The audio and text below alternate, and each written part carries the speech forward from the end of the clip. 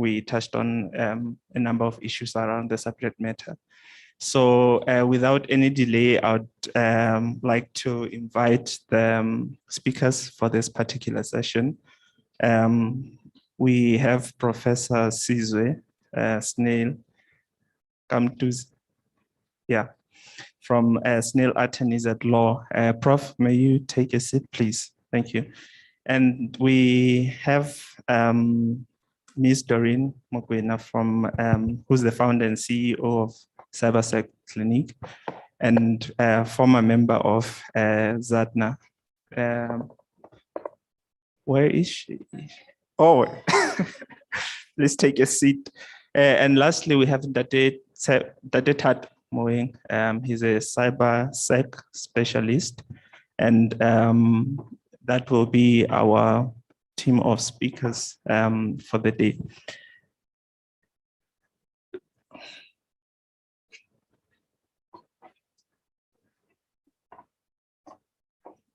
Dade Tat is being a gentleman. Okay, if we may proceed. So today's topic really is about cyber security and cyber crimes and the different facets that involve this particular matter. So as Metsolo said, it is a quite diverse area to engage in. And I think with our panelists here, we'll get quite a lot of insight emanating from those different spaces according to the context in which they operate in. I do not want to really channel how the conversation should go, but we'll give them an opportunity to speak to their particular areas of work around the subject matter. I'll have questions of my own here and there, but basically that's how we'll proceed.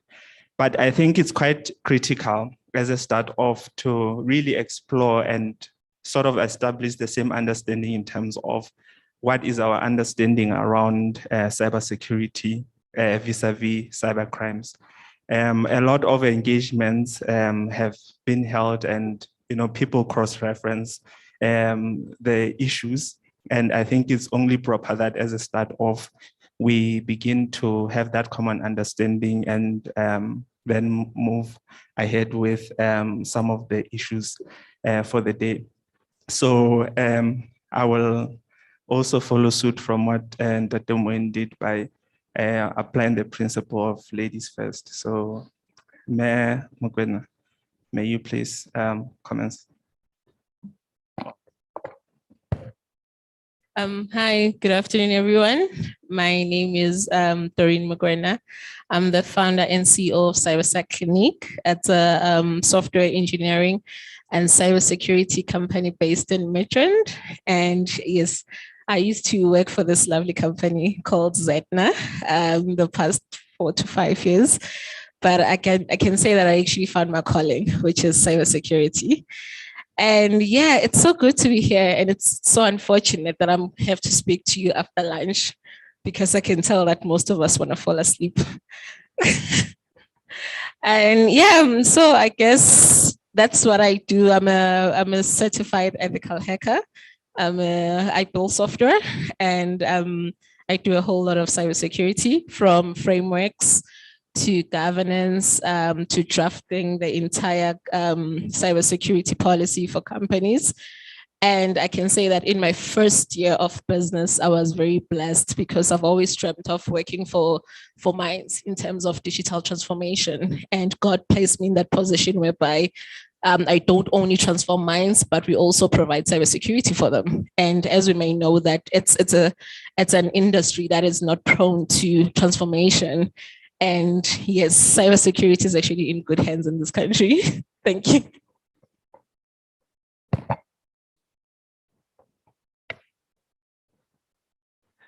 Hi, everyone. My name is Tato. Maybe for the benefit of those who were not here yesterday.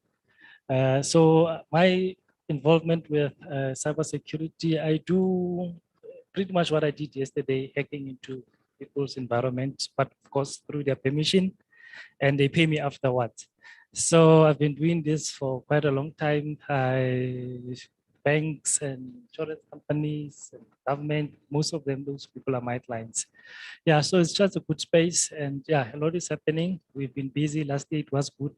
Yeah, not complaining. Yeah.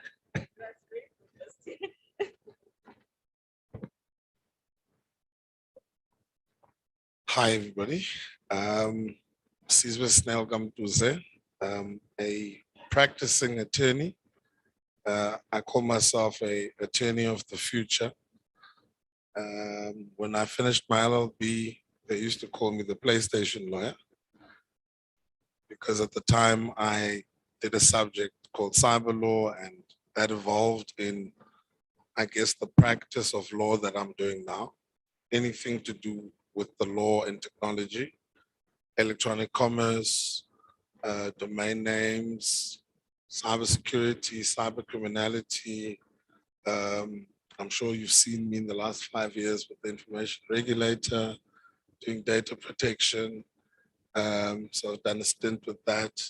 Anything that has to do with law and technology is me, and I enjoy teaching both at Forte University as well as Nelson Mandela University, where I'm an adjunct professor. Thank you. All right, thank you. So back to the initial question, cybersecurity, cyber crimes. I mean, what are the distinctions? Doreen, do you want to probably give us a highlight of that? I would like to pass that to our professor here because he's a lecturer as well. Okay, so my general understanding from a legal technical point of view, and not from a technical point of view, because there's 2 points of views that you can look at this.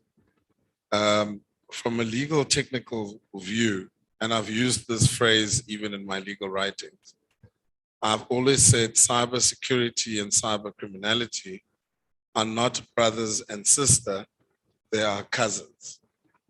Now, why are they cousins? Because they have a common ancestor called confidentiality, vulnerability. Those grandparents, vulnerability and confidentiality, those are the ones that intersect between cyber criminality and cybersecurity.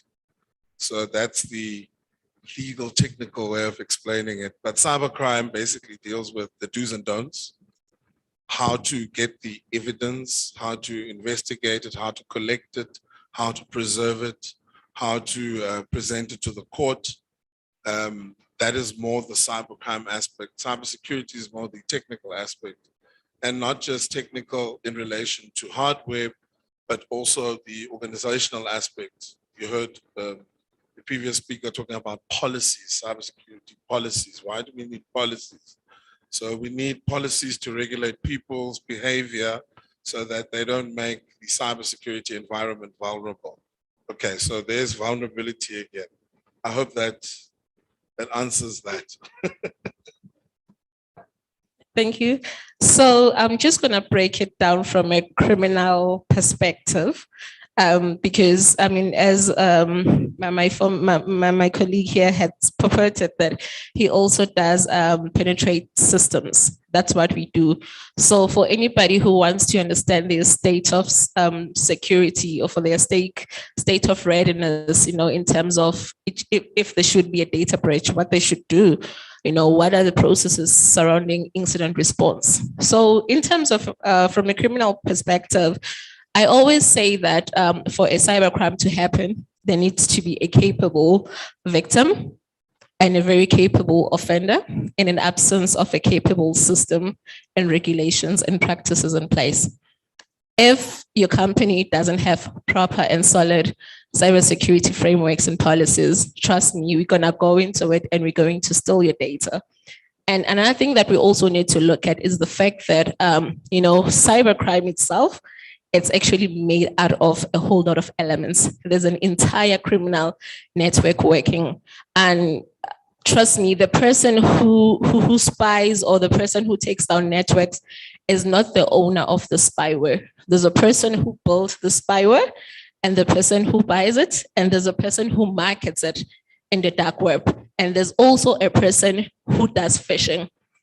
And the person who does phishing sometimes cannot even write code, cannot even write the spyware that they're gonna send to you and pretend it's from SARS. So it's an entire criminal network. It's not just one person, and we need to understand what is the modus operandi that happens before we take down any system. All right. Thank you. Perhaps drawing from just what's just been mentioned, the Department of Communications and Digital Technologies carried out a readiness survey in 2017 on the preparedness of entities in terms of handling cyber crimes. In your perspective, would you say, looking at within the space that you work in, that South Africans, be it companies, or different entities as to how they are set up, are ready to put in measures of handling issues of cybersecurity? I mean, any one of you can take it. Okay, I'll start with the first question and then answer this one. So cyber crime or cyber attack is the offensive, when somebody accesses your information without permission, or they interfere or they intercept. So that's wrong. So they shouldn't be doing that. And then cybersecurity, it's how you protect yourself, it's how you defend your organization. So now there are three things involved here. Number one, you've got laws. Laws don't tell you how to protect yourself. They just say, this is wrong, this is right. We've got all sorts of acts that were mentioned in the past 3 days. Then you've got frameworks, you've got standards and best practice, which tells you the how to protect, your environment. So in most cases, if you have a laptop, you'll find that your password changes every 30 days, all those type of things. That's best practice. Now, you and I don't have time to read law, don't have time to read best practice. So if you're working for a company, they translate this into what we call policies, procedures, frameworks. They set up committees, people sit around and they talk. And that's the second layer. Then the last layer is the actual one, which is important. You need to have the right people who've got expertise. You need to have tools. They need to be resourced. Those are the people who will make sure that if somebody hacks or interfere, they can detect, they can prevent. So many times with big organizations, they develop nice documents, paper. They have committees, people say talk, they meet once a quarter, they tick, tick, tick, tick, and they claim to have cybersecurity. But in reality, that's not cybersecurity. Cybersecurity in the end results to having the right people, the right tools. And I always say, if you think your organization is protected, give us permission to get into environment and cause damage. If you are not comfortable doing that, then you need to have your cybersecurity arrangement assessed. Now, to answer your second question, are we ready as organizations? Unfortunately not. Many organizations and most of my clients, people that I interact with, they invite us to look at their documents, review our document, align our document. That's paper. It means nothing. I can put a sign there, do not enter. It won't stop anybody from entering. You need to have a bouncer with a gun, somebody who can stop, with a device that can stop. So if you don't have such security, unfortunately, government, we are weak. Department of Justice was hacked a month ago. Last year, Standard Bank lost 300 million rand. Liberty, the data was exposed for various lines. And those are big companies. So companies do get hacked. And also individuals, like I've shown you yesterday, you and I do get hacked. We buy mobile devices, your phone is just a box. It gets live the moment you connect it to somewhere on the internet. But now you and I, we need to be careful where we're connecting. I never use public networks anywhere, ever. I bring my own device wherever I go. I carry my own device wherever I go, because if you use someone's internet or environment or routers, etc., they have the right to review whatever or to access whatever that you do. So it's very dangerous. And more we are buying household devices, smart TV. You connect this thing. A TV is a TV. It does not have antivirus. does not have password protection. So if you have your smart TV connected to your home Wi-Fi, it's an easy way into your home environment. You're buying a microwave, you're buying all these devices that are internet enabled. We were able to access a board meeting using their TV. We listened, we recorded everything, and they were shocked. And as government, are we ready? We are not ready. Everything comes from China. Huawei is one of the biggest provider of hardware. Now there's what we call embedded software that can steal information. Now you can imagine how many government departments are using. I'm not accusing anybody, but I'm just saying that there are such things. So you have these bugs, they can bug devices, all our phones. How do we know that the consignment that comes to Africa is not bugged? Do we even have a unit within government that can sweep and clean all devices that are sent to government departments before in parliament and do we even have a security team that will verify if all the devices software that we buy is clean? Nobody. So government, we are exposed. Individuals, we are exposed. Companies, we are exposed. Okay. Thank you for that. Would you like to say something, Marie? Wow, you've actually ate it all. You did. So, you know, from the perspective that you had actually highlighted everything, I would like to talk about the end results, you know, the autopsy. What happens after a hack? We have seen, you know, with all due respect, you know, I really don't want to mention names, but because this was public knowledge, we've all saw what happened with the Transnet hack. And it was a clear, it was very clear that they didn't have an incident response policy or they didn't have an incident response framework in place. We have seen them getting hacked and the hack happened for about 2 weeks, if not 3 weeks. And during such time, they had to resort back to manual services, manual labor, and they used a lot of paperwork. That tells us that when everything is fine, we really do not put up measures in place that seeks to protect us. I can actually ask you right now, do you have an incident response plan at place?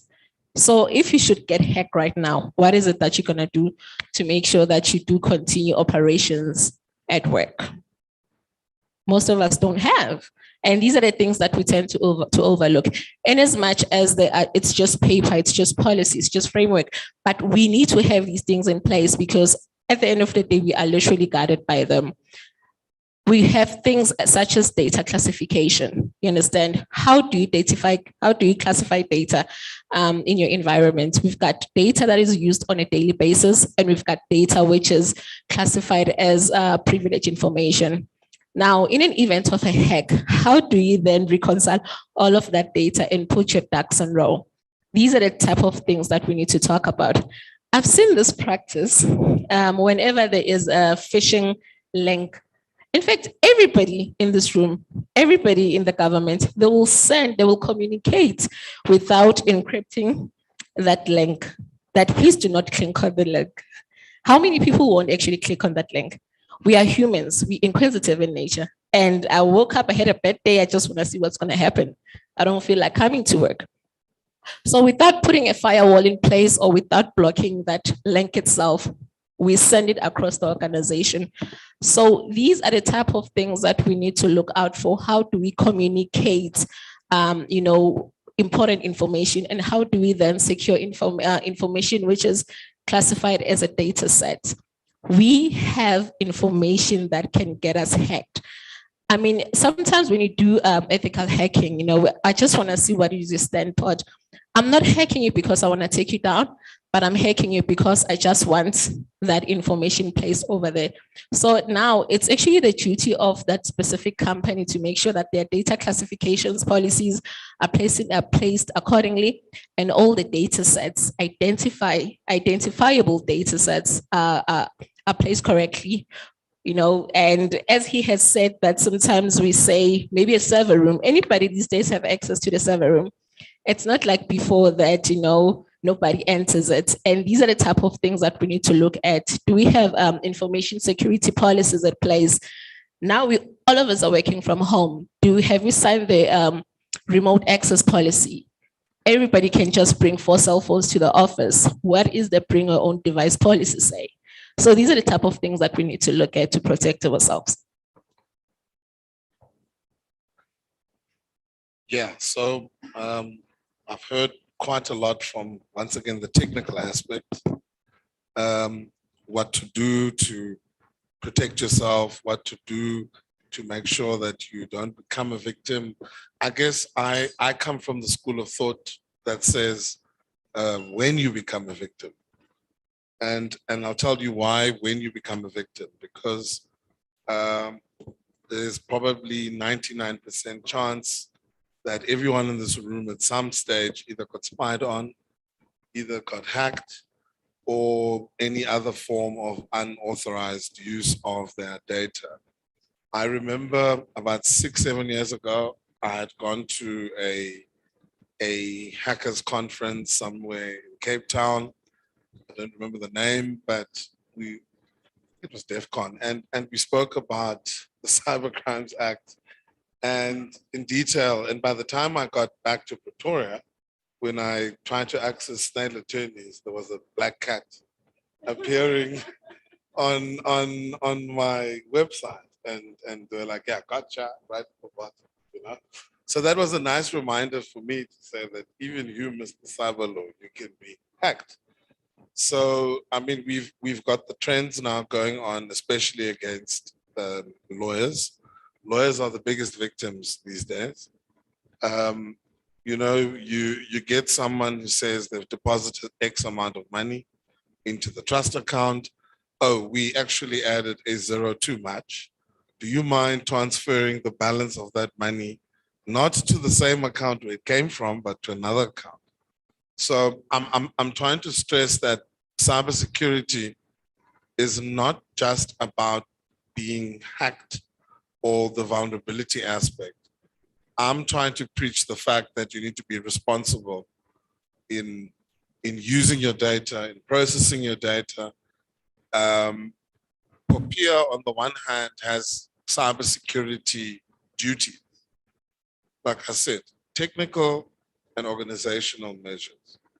And if you go into section 19.2, it talks about external and internal risks, the updating of policies, ensuring that the policies are still adequate, and also looking at newer risks as they occur in the world. I mean, technology changes every day, and I can guarantee you the cyber criminals are faster than we are. Every time that we find a way to detect their work, there's already another guy who's doing it better than the guy who did it the last time. So that's, I think my message on that hand is more prevention is better than cure. It's all nice for me to come and say, section this, section that, you'll get nailed, section this, you'll go to jail. That's great. But I think from an organizational perspective, one really also needs to look at their habits. How do you change passwords? Do you change passwords to people at the workplace? Someone once wanted to change a password with me, and I said, do you change your toothbrush with me? You know, that's the type of crude example that you may have to do to explain how important the password is.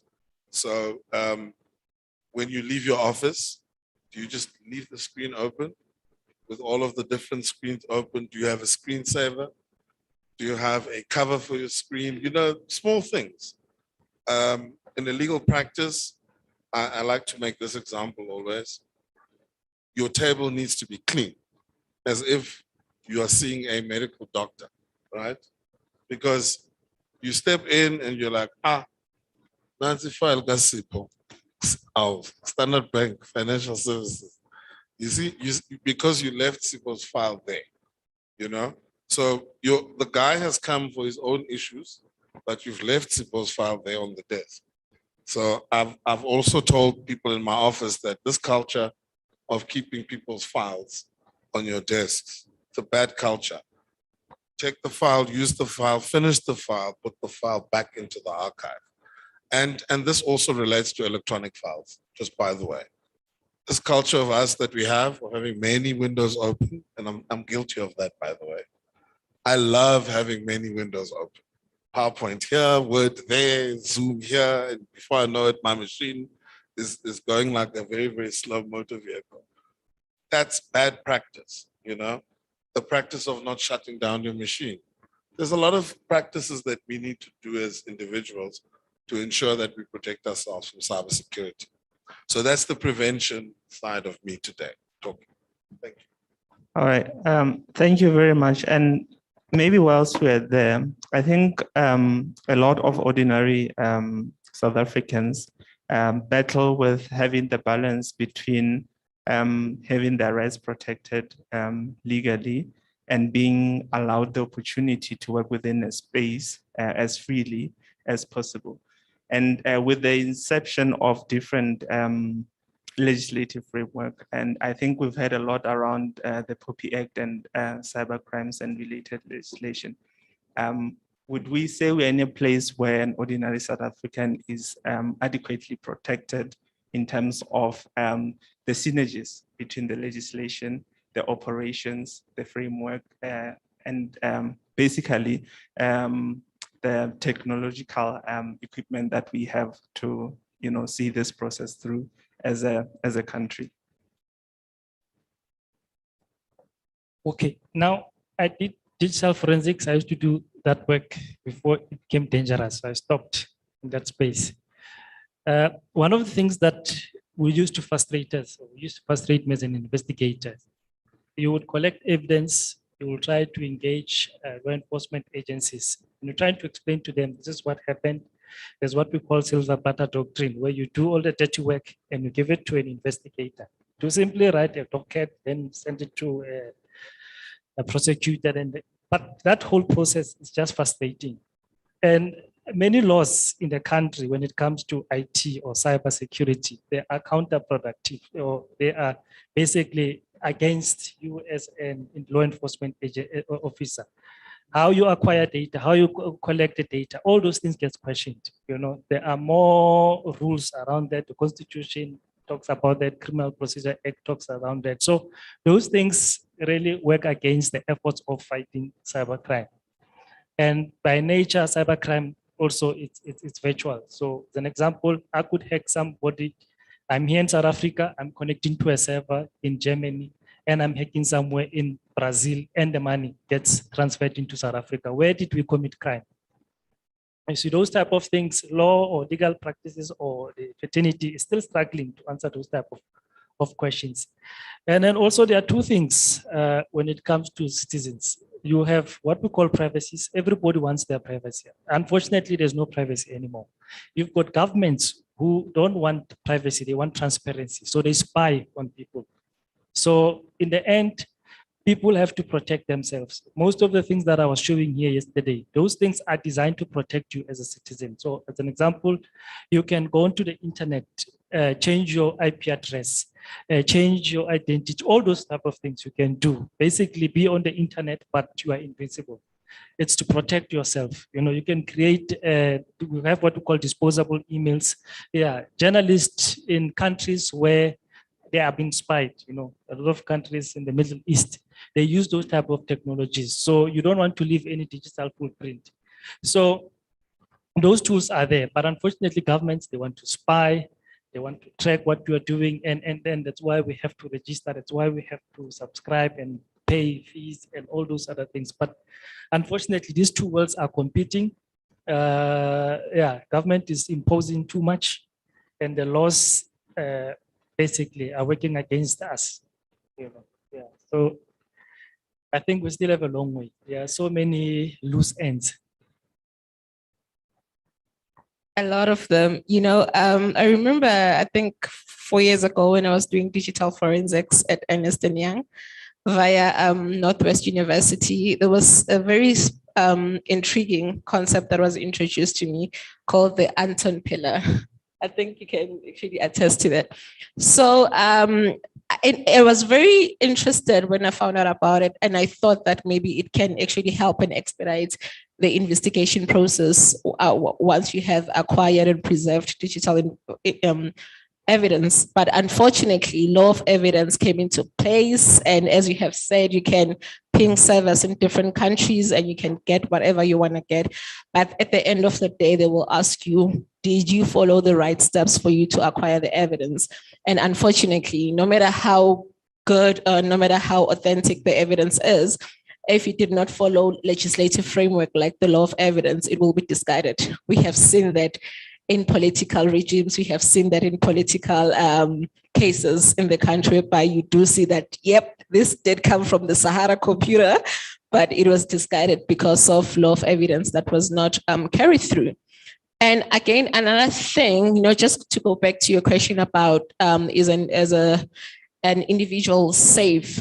Thing is, like, in terms of, it's one thing for everybody to have connection. It's one thing for everyone to have access to cell phones and data.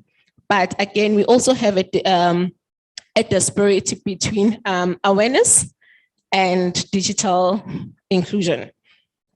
I can have the same iPhone 12 as a person sitting in Matatiele, but they do not know how to protect themselves. They still post pictures of themselves, showing identifiable information like the vehicles, they go on TikTok. I can see where you live, but right now we are a very data consumable nation. Right now we strive on likes, we need to feed this demon that is social media. And by doing so, we tend to lose focus on reality. We tend to lose focus on sense. And for us as social engineers, these are the type of things that we look for. Because when we hack you, it's not by luck. You're not special. I had to go follow you around, and unfortunately, every victim does leave clues for me to follow. And it's not as difficult as it used to be, right now, to do penetration testing. Because I know you like golf clubs, I take a link of golf clubs, I embed malware, and I send you that email. He mentioned disposable email. The nice thing about disposable email is you can change the domain name. I can change the domain name to be from Take-A-Lot. And I can embed that golf club. And when you click on it, you do see a Take-A-Lot ad, but from my back end, I've already picked up your IP address. I've already picked up everything that I want from you. So, there are things that we need to know. Social media is our greatest enemy, in as much as we use it to find business, to strive, but it's one thing that can actually kill us as well. So we also need to embed digital literacy. We need to know the wrongs, the ins and outs. So for us to be safe, and not forgetting people that are sitting in rural areas, that the people that don't know how to protect themselves, we also need to reach to those areas and actually teach them about cybersecurity as well. Yeah, I think I need to agree with that I think education is key. Education as to, number one, what is e-commerce? Can you use your device to trade? Can you use your device to bank? Can you use your device to order food? Can you use your device? Just those basic principles. I know they may seem quite easy to you and I, because we probably order pizza. We've been doing it now during COVID-19. I've had so many apps, I even removed them on my phone now because I would have different pizza delivery services. Some wouldn't be working, some would be at high service. But the point is, in the rural areas, we need to educate people that you don't necessarily need to go inside the bank to make a payment for money. You're gonna laugh this. My mother now, who's retired, she lived in Europe. She does not touch internet banking. She tells me straight. And I say, Mama, can't I have internet banking? And you fully launder, So it's very important, because now we're moving to a stage where some banks are actually going to not have branches where you can go to. I've seen the reality. I'm a cash person, by the way. I hate to swipe. If I swipe away. So the best thing for me is to draw my cash. But I've noticed that there's less ATMs of late. Even if you use e-wallets and things like that, they're not filling up the ATMs the way they used to. So it's very important to use the right technology, use the right apps, not have a whole lot of apps on your phone that you don't know why you have them. Apps shouldn't just be put on your phone. They're there to take data. They are there to do something, right? When it comes to social media, I've always been saying, if you're taking a picture of yourself in Disneyland, what about your house back in Pretoria? Or you're busy taking screenshots on Facebook? I know it's so nice now, we're kicking it, we're bungee jumping. Someone is following you the whole day. And then when you get back to Gauteng, you wonder, they broke into your house, Boxolvi. Why? Because you gave them that information, you know? I know people will be like, yeah, but we want people to see. Why do you want people to see? Why do you want people to see what you're eating at what restaurant and how much? It's a bad culture. We're giving people too much information sometimes, you know? So we need to protect ourselves from ourselves by not giving out a lot of information. We should not make it easy for cyber criminals to attack us. Cyber criminals, like as said, they go for vulnerabilities in you, right? If they know that you like online casinos, then they will somehow create an online casino and trap you and say, here's a new one.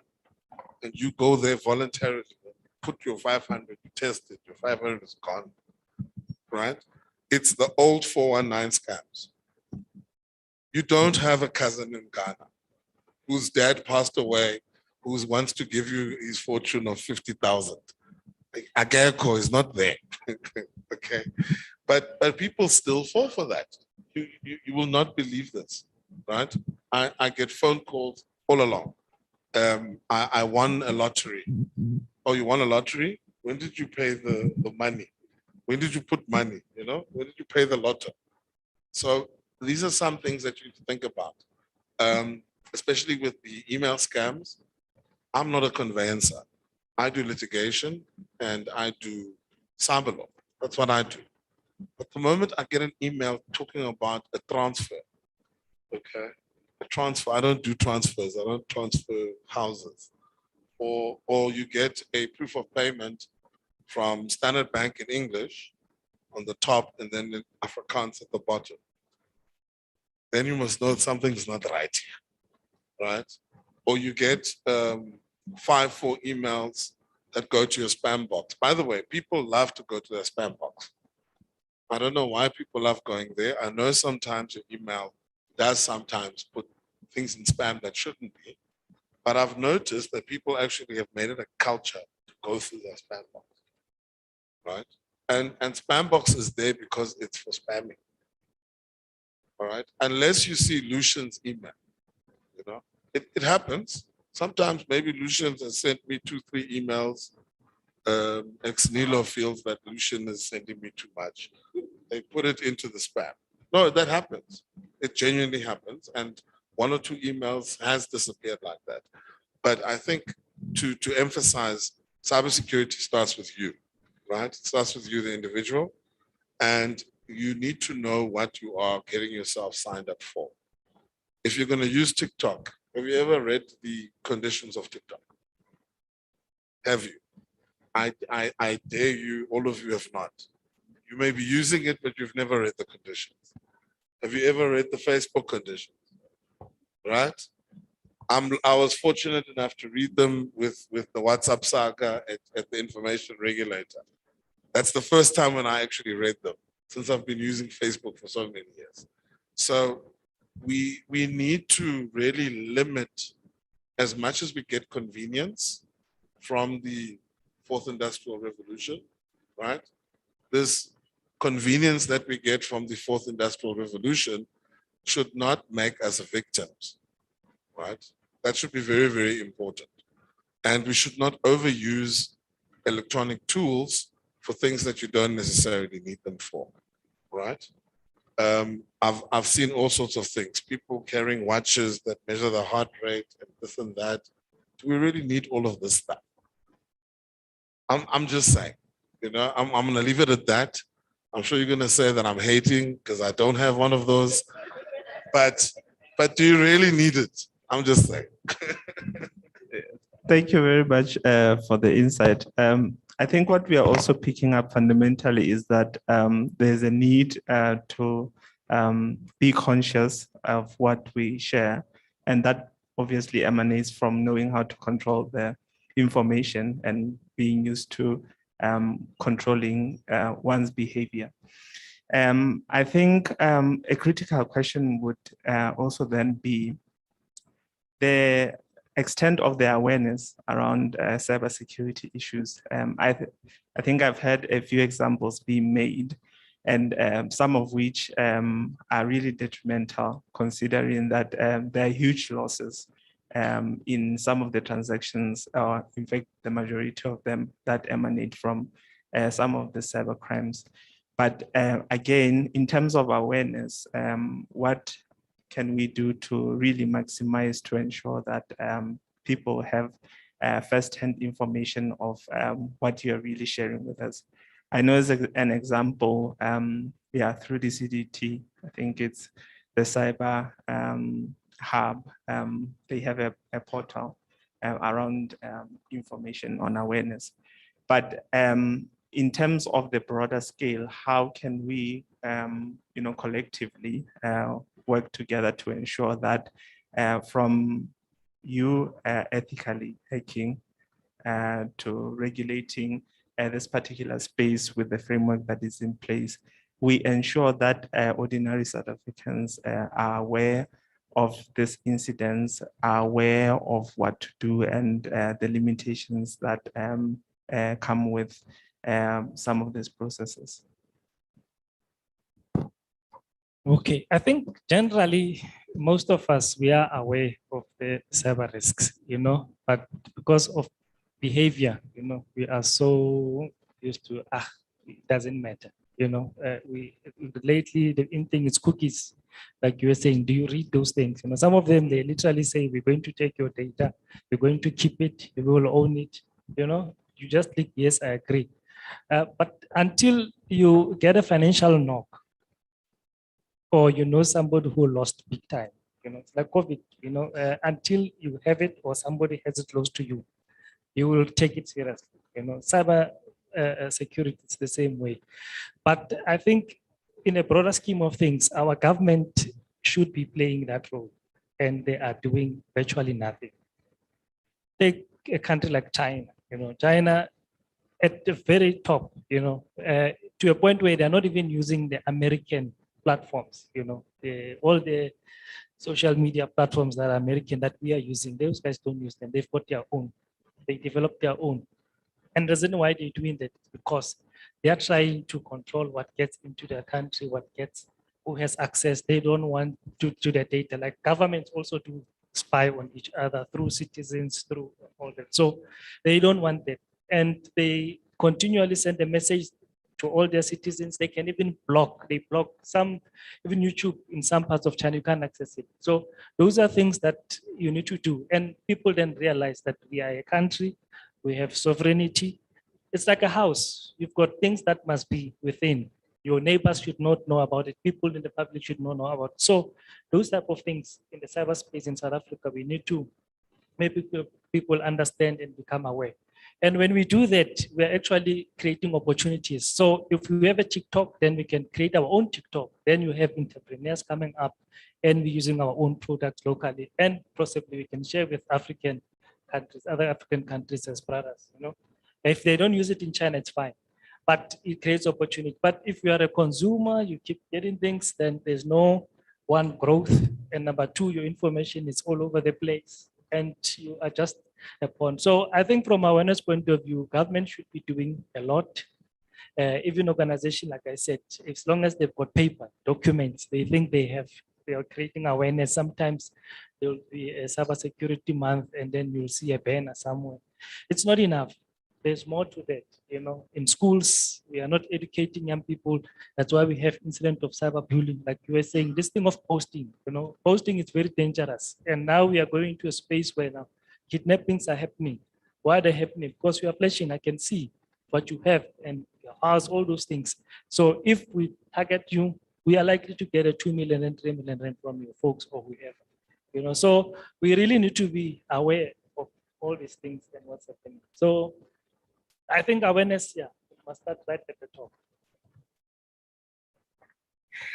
Okay, so right now I'm gonna come in from a diplomacy perspective. At this point right now, all of us who are sitting here, I would say we are quite privileged because of where we are. And it's unfortunate that right now all of us are literally preaching to the converted. Everybody that is sitting here knows how to protect themselves.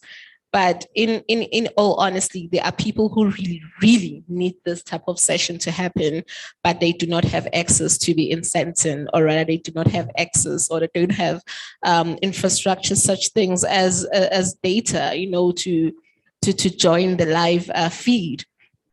And coming back to the apps, it's very easy for us to say we're going to build an app, that maybe will replace WhatsApp and stuff like that.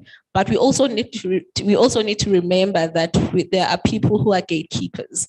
There are big companies who have monopolized the industry, and even if you build an application, it will be blocked by Google. It will be blocked by iStore. You won't even go any far. I build applications and I know that we do get blocked. We've been building a running app for the past 8 months, and every day Google will tell you that, no, there's a problem with this, there's a problem with that. The reason why we get blocked is because we do have major players like your Nike, your Strava, your Adidas. So sometimes it's difficult to enter the industry because of these giants, of these big companies. If you do succeed and enter, trust me, they're going to try and buy your company. So we also have those issues of gatekeeping. And in as much as we want to build something that is going to be protected, that will be governed by the POPIA and stuff like that, it's difficult. Number 2, we download applications and we do not, in fact, take care of the permissions. 2 years ago, we had this famous application that would turn you into an old person. I forgot what it's called. But it was from Russia, apparently, and it was a huge success, and it just disappeared. I mean, who has seen that application recently? We even forgot about it, but when it came into surface, everybody downloaded it, even old people were downloading that app, wanting to see how they will look. But that application was one of the biggest applications that was collecting personal information. And as we're sitting here today, we don't even know what happened to that application. We have something called Have I Been Pwned? I don't know if you colleagues are aware of that. You go on that site, you put on your email address, and it will tell you if your email address has been, has been hacked or something. So all of us, are very excited because we want to know. And in cases, it turns out that yes, you've been hacked, and they give you all the sites that has your compromised email. But what happens when your email is not found on those sites, and you have purposely, no one forced you, you have given them your data. So this thing of curiosity does kill a cat, to be quite honest. And we need to be disciplined from our own side as to, everything that you put on the internet doesn't forget. It's like digital forensics. Whenever you delete something, it has been archived somewhere. And the reason why there is a gray space where that app or where that folder used to be, it means that you can always go back and archive it. So nothing gets deleted and the internet doesn't forget. So these are the type of things that we need to be aware of as we interact. And I always say that as long as you've got a cell phone, you've got an internet, and you do interact, you are hackable. Both of us are hackable. It's not as if like maybe we have anti-hacking spyware on us. In as much as we use, hardwares, and we use softwares like your Bitdefender, that helps us from being anonymous online. But the bottom line is everyone is skillful in a manner, and we just need to practice safety measures to make sure that we are all safe online.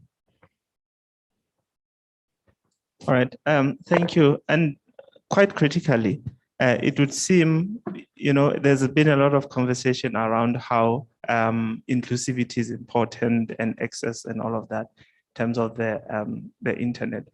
But then again, it would seem there are also limitations deriving from big players seeking to really restrict access of the other players. But then the critical question is, how is the economy affected by all of this? There is a lot of cybercrime happening, and the bulk of it would involve your financial setups. And it would be really interesting to also find out how such spaces are affected, particularly from an economic perspective. Well, I wouldn't know in the economy what's the impact in the rent value terms, because banks, they're hacked every day, but they do insure their money. So I don't know if how does it affect them, but they get their money anyway. But if you're a small company, then you get hacked and you lose all your money. Unfortunately, probably you have to close shop, and then hacking, again, if you're a small company, you have to be a target. Who on earth would spend resources on you? Remember when we hack, we don't hack for fun. Gone are those days. Hackers, scammers, and fraudsters, they are on the same WhatsApp group. So we want information to give to hackers or to scammers or fraudsters who will convert that information into cash. So as an example, if I know that you are working for an organization, HR department, and on your computer, you do have a spreadsheet with all the banking details of individuals, the addresses, etc., we hack that computer. We can use that information for fraud purposes. So you are not just hacked for fun. So if you're a small company somewhere in Soweto, I have my small spaza shop, why would we hack you? You have a computer, If you are a law firm also, we would not just hack you unless a prominent somebody who is being investigated and you are handling the matter and possibly you are the prosecutor, then he says, hack this person, we want the laptop. And remember, hacking is not only about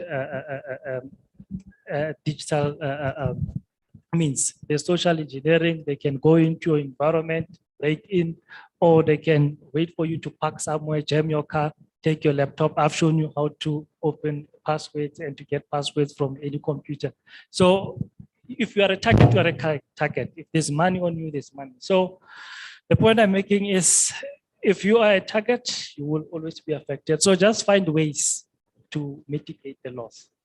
Like I said, other companies have ways to ensure the financial impact. I've seen with most insurance companies now, they're trying to develop products, where if your data is affected, where if you're hacked, then they can pay an amount. So I don't know from a reputational risk if that will solve, it might solve your money issues, but if your reputation and customers walk away, customers start suing you and that's another story. And just to piggyback on what you have said, based on recent data and based on recent evidence that has surfaced, on the Hackers Forum, I have noticed this trend. I think it's about 3 years right now. You will receive an email from a person who's watching you, and that person will say on that email that I've been watching you doing things, which are inappropriate. And as a result, I'm going to take the footage and I will send it to your loved ones, or send it to people. And another one, it's whereby now they do what we call domain hacking, or rather domain jamming. What they do is now they create a domain that looks like yours, and they will then send it and ask your people in the company to send money to make transfers. Or rather, our biggest issue in this country, it's our RICA policies and RICA laws. In other countries, if you lose a SIM card, you need to write a very big affidavit. You need to attach everything, even your preschool reports there has to be there so that they can really authenticate that is you. But in South Africa, if you lose your cell phone, after 3 hours, your cell phone number has been taken, and these are actually factors that are affecting us And unfortunately, I think it was last year, the previous minister actually got bitten by the very same policy. You know, she lost her cell phone, and before she knew it, somebody has taken her number, and people were collecting money pretending to be her. So it's one thing for us as citizens to be safe and to practice precautionary measures that will make sure that we are safe online. But again, we also do have policies and rules and regulations that work against this. Because in as much as I can be safe, the RICA law works against me. You know, it says we can give your number away. So these are the type of things that we also need to look at. And the economy did suffer drastically. There's a new word that I learned. It's called cyber pandemic. So these are actually cyber crimes that have been developed around the specific pandemic. I have seen hackers that promise you that they're going to give you the vaccination certificate, even though you're not vaccinated. I have seen hackers that are selling negative COVID results, and people are actually buying them. You understand? And hacking, it's actually not me writing a script, you know, being a script crazy and writing a whole lot of code, you know, making sure that it jams. I can go to your organization and drop a USB. Trust me, somebody from your office will take it and wants to see what's the USB space. Can I load movies? Can I do that? And that USB will take down your entire infrastructure. It will take down your entire network. So we need to build awareness as to this is what can bring our network down, other than cell phones, you know, other than links, but simple things as a USB. So these are the type of things that we all need to create conversations about, you know, and make sure that we're actually safe online. Thank you. Yeah, the cost of cyber criminality is quite immense. It's not millions, it's billions. Billions of rands. So does it make an impact on the economy? I would surely like to think so, that it does, because in most cases, some of these monies are exported out of the country, literally electronically exported. So this is loss of revenue for the country as well. And with cyber insurance, as you were referring to, it's a very new concept. Premiums are extremely high. No one just wants to insure you for cyber risk. And if they do, they put a whole lot of warranties and guarantees to see to it that the day that they have to pay up, they don't pay. So, you know, it's a thin line. One can say, yes, we've got cyber insurance, but it's the same thing with a vehicle. You can have vehicle insurance and you can still get hit by a car and they can still say it's you who was wrong because you failed to keep a proper lookout. So the impact of cyber criminality, unfortunately, as you correctly stated, is only felt once it hits you. Once you are hit by that fraud, once you are affected by that fraud, it is only then when you will bother to do something, when you will bother to put in the technical things in place or the softwares in place, spend in that additional 500 Rand on security.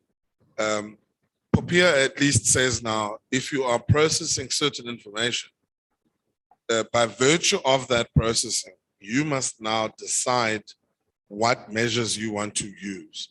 So at least there's now a standard that says, if you're processing personal information of people, and if you're doing it at a very high level, for instance, like a financial institution or a market related thing, then obviously there is a positive duty, not just a responsibility, but a positive duty to secure that information.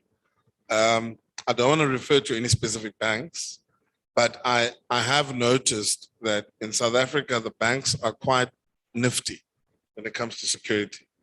They even use the location of your phone. I picked up the one day, trying to make a payment, and it kept saying my location information. I said, but why?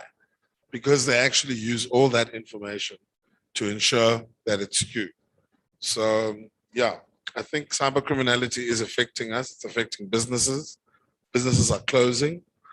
I mean, in the last month or two, I've had several phone calls. The one lady, she got an email from a supplier in the UK asking her to make a payment into a different account. And she followed the processes and everything, but what she didn't do, she didn't ask for a bank letter. Now, I know you and I hate the bank letters, especially when you want payment, isn't it? You're waiting for payment now, and they're busy asking you for a bank letter. That bank letter is actually not so bad because it sometimes ensures that the money goes to where it needs to go. So, you know, once again, processes in your organization, like, for instance, I'm going to use Lucian once again. He's an attorney like me. Maybe his trust account is very busy. A lot of clients' money is going in and out, right? Do you just go and pay monies out? I, for instance, don't. The Law Society gives me 7 days to pay. So I see to it that I use that 7 days to check who the money is paying to. I have a little bit of dyslexia, so I may even get the numbers wrong. So I see to it that I make the payments properly when I feel like doing it, you know? Don't force anyone to make payments, things like that. Once someone rushes you, once you get suspicious emails, like I said, you need to take cognizance of that. Thanks. Right, thank you very much. I think we can have a set of questions from the floor. All right, I see one hand there. And 2, 3, we'll take the first round of questions. Sorry.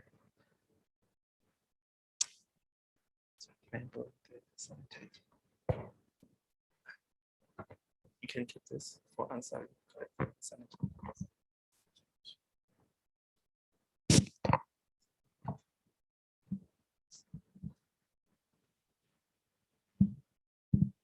Thank you. Good afternoon, colleagues. Sipogazi from DCDT. For me, it's not a question. I need to respond to what Tato said. It would be unfair for this sitting to leave home and thinking government is doing nothing. We are doing something.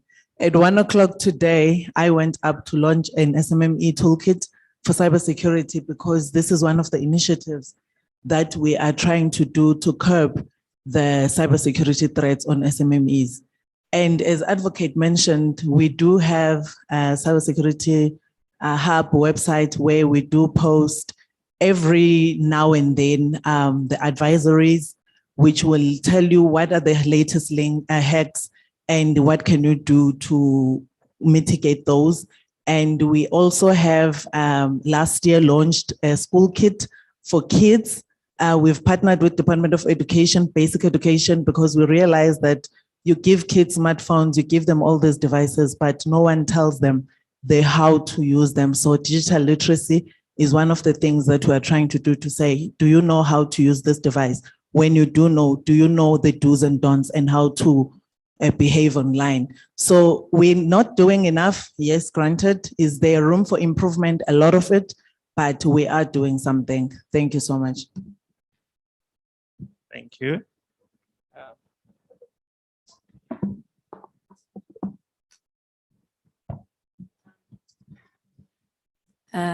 Thanks for the lovely presentation. So I'm an ICT professional, and I know this is going to be a loaded question. I'm not expecting an accurate answer. I'm just basically asking for ideas. We are currently working with emerging technologies on a daily basis, and we take on a lot of risks, especially when we offer advisory solutions. What are some of the foundational principles that one must just make sure they are aware of to avoid the risk of working on a solution that has vulnerabilities built into it? And secondly, a lot of the SMMEs in here are ISP providers, and we do know that public networks are a breeding ground for hackers. How can we design infrastructure that prevents hackers from living on there and preying on people? Yeah, those are the 2 questions that I have.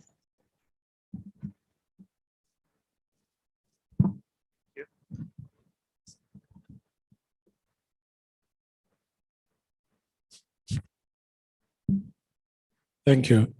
I'm given here. So I think I've been to many meetings and conferences where there's this hype about cybersecurity as if everybody in the country is facing it. But I think we must also talk about how the threat or cybersecurity or it's dependent on the connectivity. So countries that can be seriously affected by cyber attacks. In many cases, you find that these are countries that are first world countries that are obviously there's some hyper connectivity. So while we have that issue, I think we need to balance it out with the numbers as to whether the masses are connected or not. I mean, we had Transnet. Yes, we can talk about it here and on Twitter, but I don't think my father knows about it. He doesn't even have a smartphone. And there are many other people in the rural areas and the township who are not as connected. So one should say then, when we start getting many people connected in the country, will they do so safely? But for now, I think the worry must be a bit managed because cyber is for now is not as bad as it is for other countries like America or those that are hyper connected. But equally, there's also this best practices that everybody talks about. And normally it means it's a Western type of best practices. But we've had the SolarWinds attack. We've had the WannaCry. We've had the colonial pipelines. So we have to stop thinking along the lines that are sort of coming from a particular part of the world, but also saying cyber is the equalizer. The cyberspace gives us the opportunity to actually sit at the table with those that have been seen as the major powers in the world. So I think we need to just manage threatening or maybe scaring people off because we are not as connected. If Facebook is attacked now, it's only me and you, like three of us, that will have a worry like what happened with some of these things. But other countries would see it differently. So maybe we need to look at the opportunities that come with the cyberspace and use the word equalizer, because it means that we are able to now say, how do we use it to grow the economy? How do we use it to deal with inequality? By protecting our data and all that. So that's what I think we need to do. Not much of a question there. Thank you. All right, thank you, sir. I think the question that came was from that side. The other two comments. Would you please like to respond to that?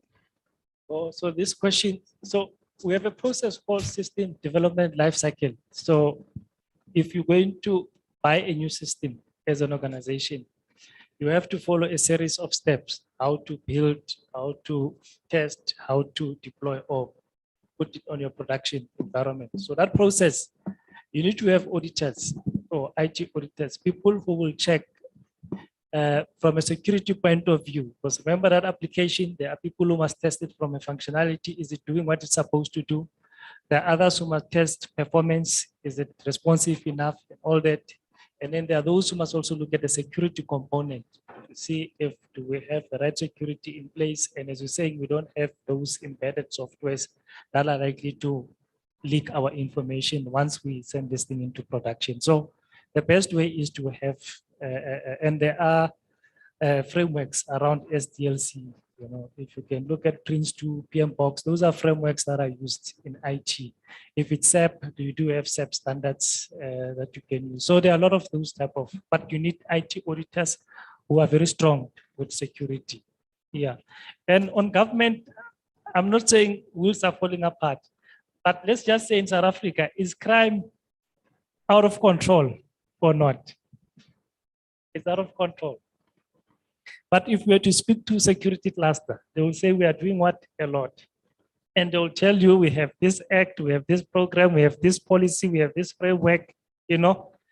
South Africa is good on paper. Similarly, POP is a nice document, it's a first document. And I think it will remain that unless we are serious about something, because it's been violated daily. I still get people phoning me, strangers. Where do they get my information? So it's a violation and they don't care about it.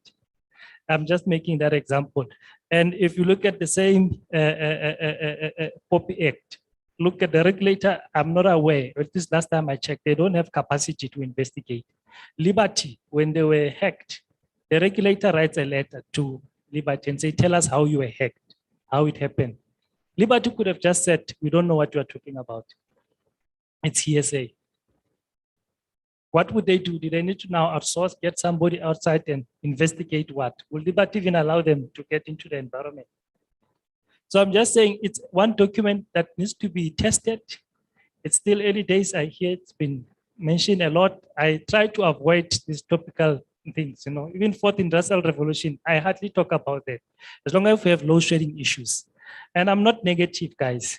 I'm a realist, and I'm mentioning these gaps, not to criticize. I'm mentioning gaps to show everybody here that there are opportunities.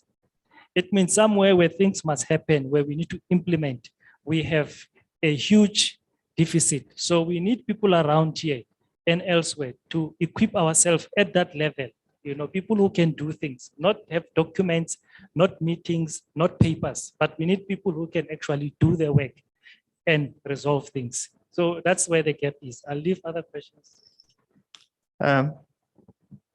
Thank you. I think there are two other questions, unless there's still an input on that one. The input was on my colleague's question about getting a system that has been developed, and making sure that it's safe. So from a developer's perspective, there are two things that you need to look at. First of all, where was this software or where was this application developed and made? Was it made in India? Remember, India has their own policies, has their own data policies and encryption and whatsoever. And now when you ship it to South Africa, it's unfortunate that you have to abide by their rules, even though right now it's working in a different jurisdiction. And do we then now expect that software now to adapt to Papaya and to South African regulations? Unfortunately not. So, and there's another thing called safety by design, whereby you design a system and a software with safety in mind. From the architectural perspective, as he has mentioned, system development lifecycle, how do you measure safety? I mean, safety has to be about the infrastructure. Where is it stored? What servers are they? You understand? How is it scalable? And when you built the system, did you use an agile methodology, or you use the other one whereby you cannot scale it? So we also need to know as SMMEs and as consumers that before we buy any software, can it scale up? Where is it stored? I mean, is it custom made? Did I buy templates, or did I just go to India and buy code? So these are the type of things that we need to look at. And it's unfortunate that we do see companies who spend about 40 million rands buying a system only to find out that it doesn't have open APIs. It cannot integrate with anything, meaning that it's not user friendly on my end. So we also need to have a conversation, in regards to software development, because it's one thing to go to Sage and buy a pastel accounting system, only for you to find out that I need to pay license fees and I cannot integrate with any other source systems as well. So I hope that answers your question. All right. Thank you very much. So we have 3 online questions. I would like to read them out to you, and this will be our second round of questions. The first one goes, interesting conversation on cybersecurity practices. My comment or question is, do we know if government and government departments also adopt the cybersecurity practices? Can we confidently say our data under the control of government is safely protected?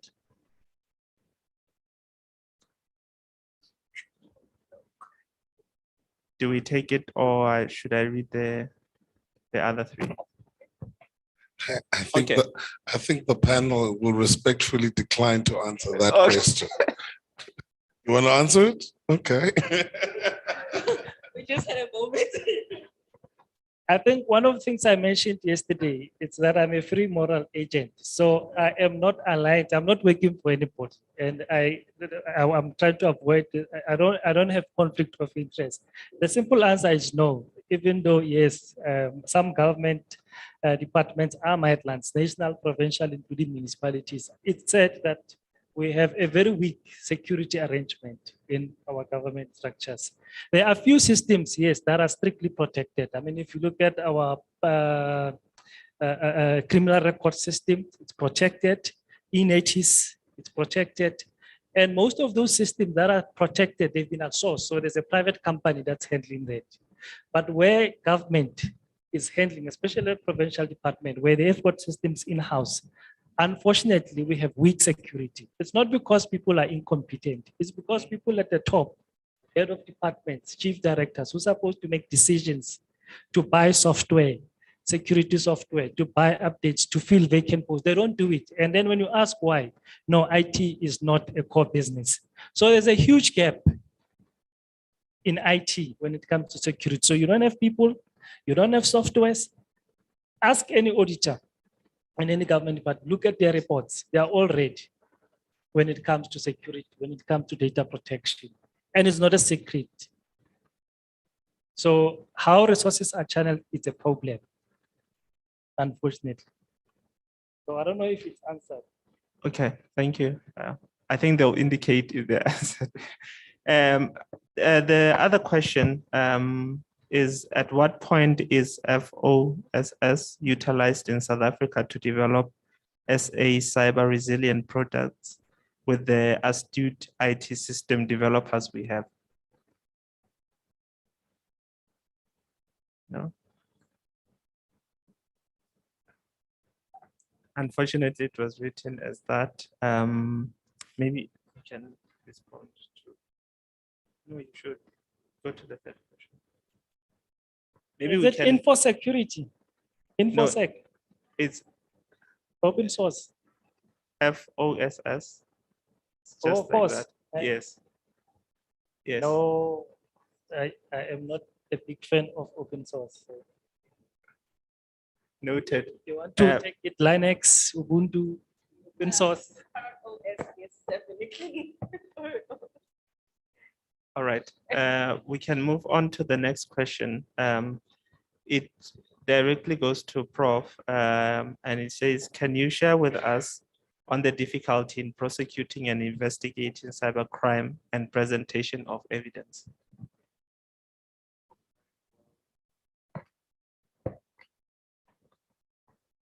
I think laying a charge on cyber criminality in the last 10 years, I think is the most difficult part.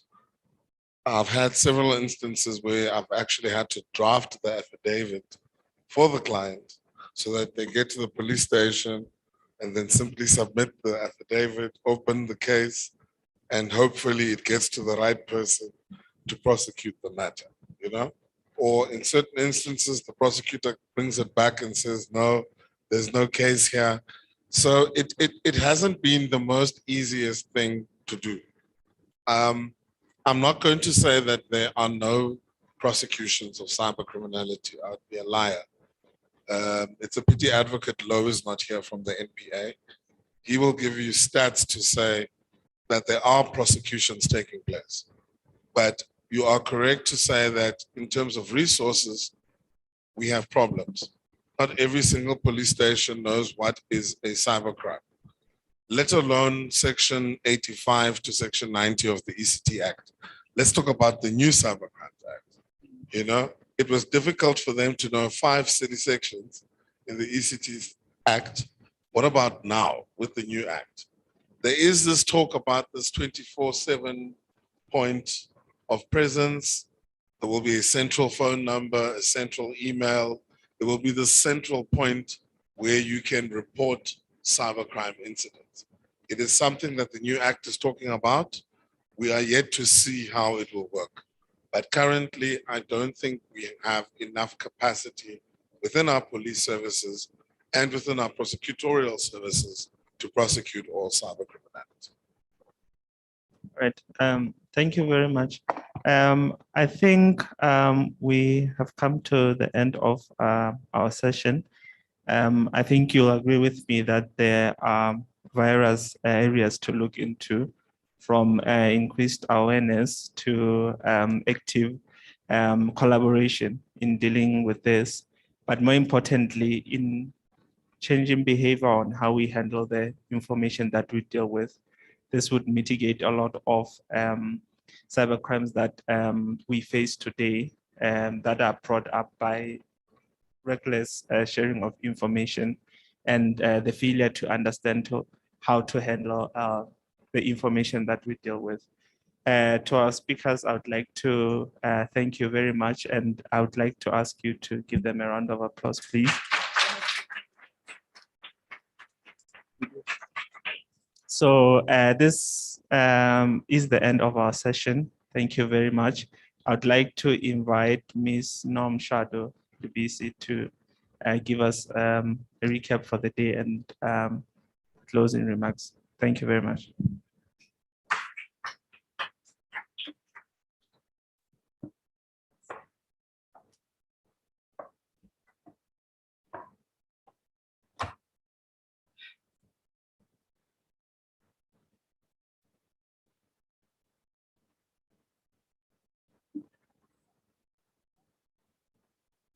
Okay. I think when Mr. Reen started the session, she was saying, you know what, it's after lunch, everyone is full, people are probably going to fall asleep. Listen, I saw people do this because this discussion was very important, and I think it highlighted a lot of things that we've been covering throughout the whole week. And there was one word that was said, and I think I also mentioned it yesterday. We have a different kind of pandemic. Right. Yesterday, it was a disinformation and misinformation pandemic. And now we're seeing cybersecurity. But I'd just like to say thank you to all the speakers for your time and coming here and sharing all the information that I think has informed every single person in this room. I think we've learned so much from today's sessions. Thank you to the Acting Director General. I know she has left the room, but I think the fact that in the morning she mentioned that one of the most important thing that we can do currently is have dialogues like this, because I think everyone has been empowered in different forms of ways that they can go back into their communities and reshare what was said. And also just to say, we had, I think, a very big conversation, which we should be really clapping hands for. We keep saying, you know, the right of access to the internet, but, you know, forgetting the inclusive element, you know, of all South African citizens. And today we had somebody come and share something special, an experience that I think we might take for granted, that when we're talking about inclusiveness, are we really saying everyone is accounted for in all the different steps that we're taking? So I'm not going to say much because I think now the lunch has settled and we've been left with a lot to think of. But I'd like to leave you with the words of Prof. Susan. I think this was for me a sentence that stuck to me, that said, cybersecurity starts with you. I always say those terms and conditions that we just scroll down and say, I agree, and next, are very important. As much as it's a fine print, it's tiny, but we're truly accepting things that we do not know. And later on, we might find that they might come back and actually show us flames. And Mr. Reen has really spoken and emphasized the word pandemic. And I'm going to repeat it because it's very important for us to understand that our information is ours to protect. Whatever you agree to, that means you're giving it away without question. So thank you so much for joining us for day one. Tomorrow is another session again, and we'll be further unpacking so many things, our data, our internet, disinformation, misinformation. So I really hope you come prepared tomorrow with all the knowledge that we gained today, because it's a follow-up conversation. And yes, have a safe travels back home. Thank you so much. Give yourselves a round of applause. Thank you so much.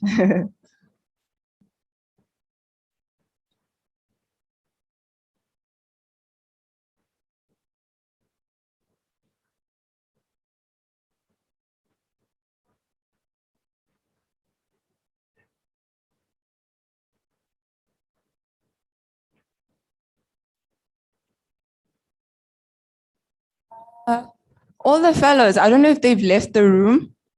They've left the room. If you haven't, yesterday we spoke about capturing your guys' thoughts, your learnings, and we would like to have an interview with 4 of you, just to get an understanding of what is your biggest takeaway from the whole week and the different conversations that we've been having. So please, if you could meet us outside for a quick 1 minute on what you guys think you've learned and what is your biggest takeaway. Thank you.